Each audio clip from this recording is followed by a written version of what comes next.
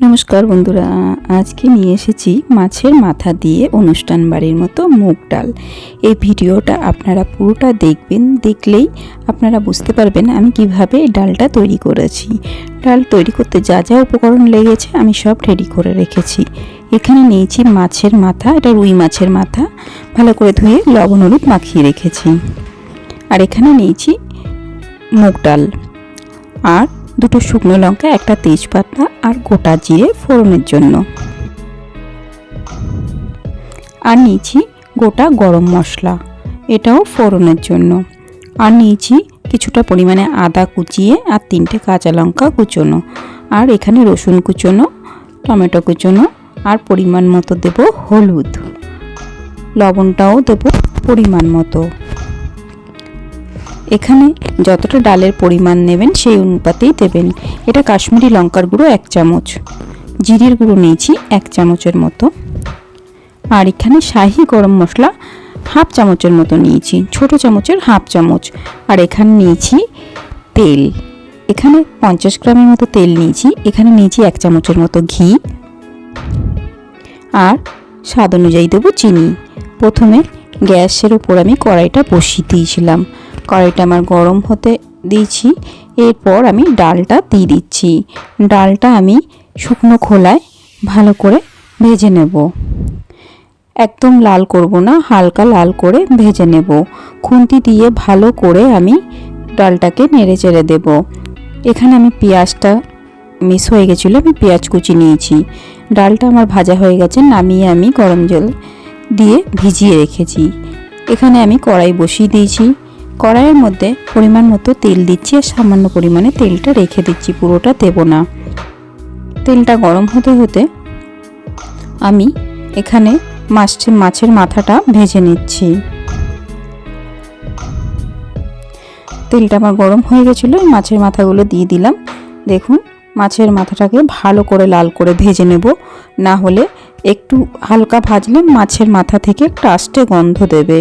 এর জন্য আমি মাছের মাথাটাকে ভালো করে লাল করে ভেজে নিয়েছি।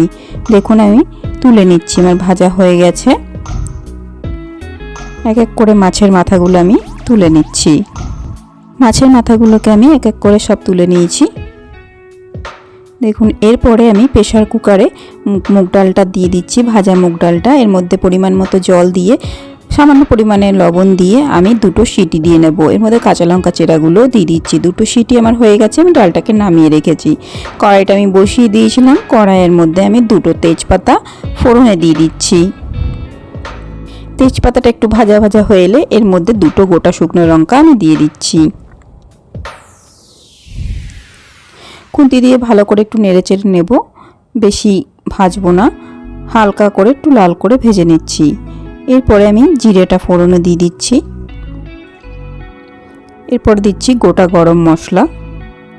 গরম মশলাটা দিয়ে বেশিক্ষণ রাখবো না, এর মধ্যে আমি পেঁয়াজ কুচি দিয়ে দিচ্ছি।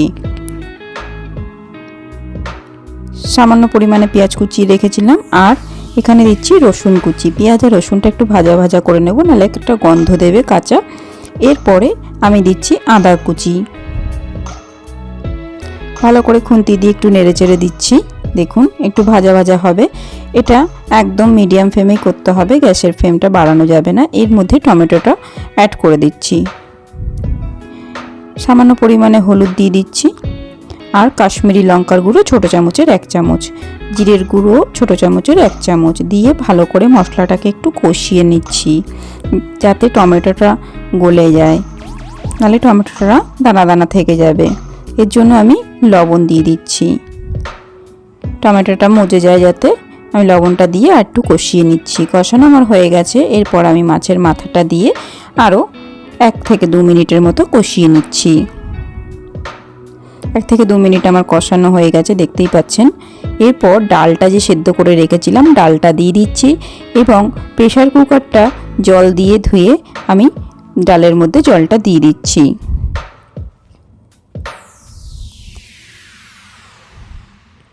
দেখুন, এরপর খুন্তি দিয়ে একটু ভালো করে আমি নেড়ে চেড়ে দেব। এর মধ্যে স্বাদ অনুযায়ী আমি চিনি দিচ্ছি, 1/2 চামচের মতো শাহি গরম মশলা, আর 1 চামচের মতো ঘি।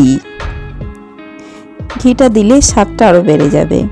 দেখুন, এরপর আমি আরও 2 মিনিটের মধ্যে গ্যাসের ফ্লেমে রেখে দিচ্ছি। ভালো করে খুন্তি দিয়ে নেড়ে দেখাচ্ছি। দেখুন, আমি হাতাটা দিয়ে মাছের মাথাগুলো গোটা গোটাই রেখেছি, ভেঙে দিইনি আমি। আপনারা চাইলে ভেঙে দিতে পারেন। রেডি হয়ে গেছে অনুষ্ঠান বাড়ির মতো মাছের মাথা দিয়ে ডাল। বন্ধুরা, কেমন লাগলো অবশ্যই জানাবেন। ভালো লাগলে লাইক, শেয়ার, সাবস্ক্রাইব করতে একদমই ভুলবেন না।